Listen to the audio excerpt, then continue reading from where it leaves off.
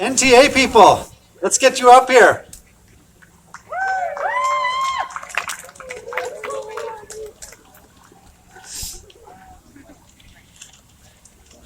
So thank you everybody for coming today.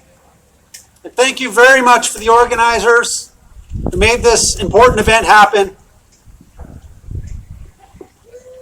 We are in a historic crisis. Homelessness is at a historic high. Food banks are busier than they've ever been. The toxic drug crisis is still raging unchecked. Rents are consuming more of our paychecks every day.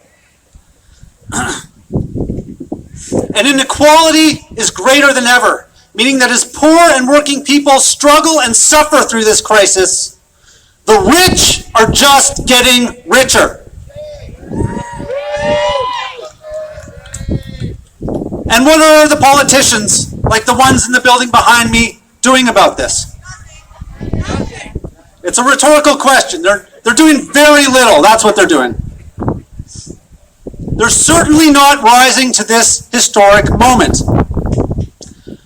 They've refused to institute vacancy control, which would limit rent increases between tenancies.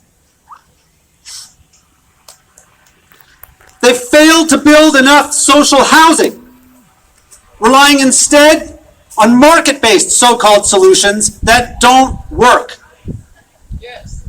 They've overseen the rise of corporate landlords, and they've watched as home ownership becomes increasingly unattainable for average people. They've created mass homelessness, and then they've in effect criminalized homelessness.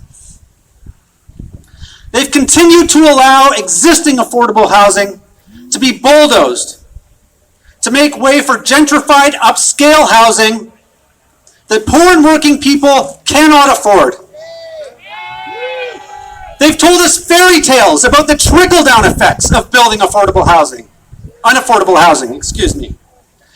And they've scapegoated immigrants and international students. Shame! Immigrants aren't the root of this problem. It's all the profit that landlords and developers are making from the commodification of our homes, and they know it.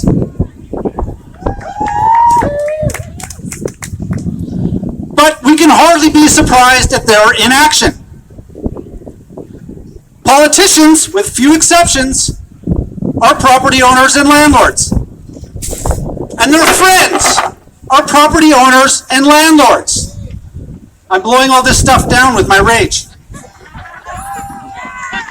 And they're in bed with the developers. We can't count on them to do what needs to be done just out of the kindness of their hearts. They will never rise to this historic crisis willingly, because to them there is no crisis. Things are going great. Poor and working people must face this reality. No one is coming to help us. We must help ourselves. We have to build a movement that's powerful enough to make the change that we need. We have to come together, all of us, homeowners, tenants, and unhoused people, citizens and immigrants. We all have to come together in solidarity. And we have to organize to end this historic crisis ourselves. We must build a movement that's equal to this task. They have left us no choice. That's why I'm a member of the Victoria Tenants Union, or VicTU. We're a grassroots democratic collective of tenants that works together to protect ourselves from exploitation, abuse, and neglect by landlords.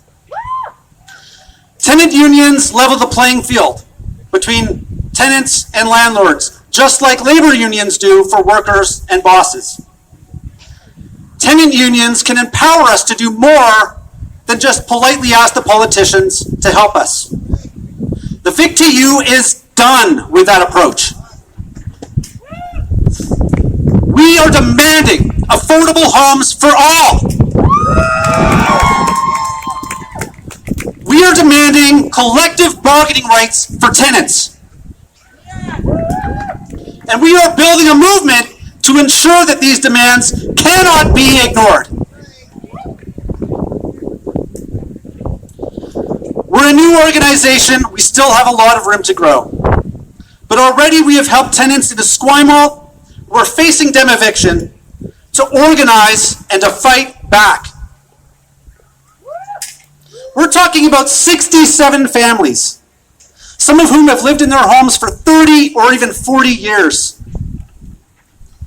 We're talking about the destruction of 2 perfectly livable buildings filled with affordable homes just because the corporate landlord that owns these buildings, Belmont Properties, which by the way owns 37 properties in total, wants to make even more money than it already is. Shame. But these tenants are not going quietly. With the help of the VicTU, these courageous and inspiring families have come together to form the Nelson Street Tenant Association, or NTA, a group through which they can speak with one collective voice to tell their corporate landlord, hell no, we won't go. Just for forming this group, they were on the front page, the top story of the front page of the Times Colonist, and they were interviewed for TV and radio. They've coordinated a mass letter writing campaign against the demolition of their homes.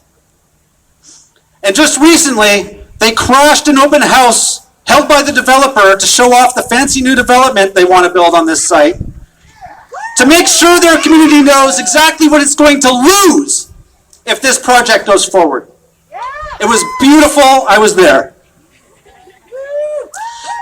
So let's hear it for the Nelson Street Tenant Association, or NTA, for standing up and fighting for their homes.